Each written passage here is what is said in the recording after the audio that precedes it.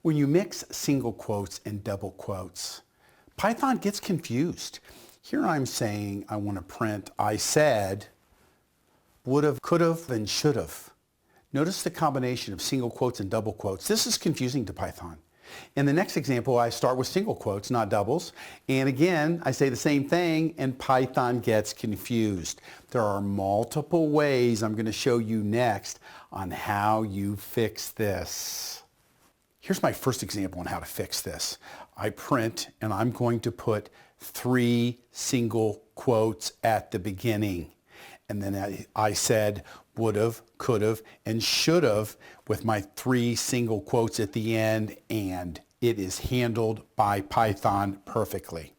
In the next example, I'm going to use single quotes and say print single quote I said, and then I will put a backslash in front of each double or single quote, and then everything's going to be escaped and Python will know exactly what you're doing.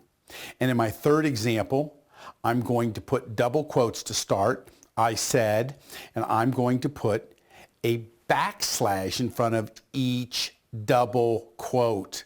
These 3 techniques are going to get you exactly where you need to be when you're mixing single and double quotes.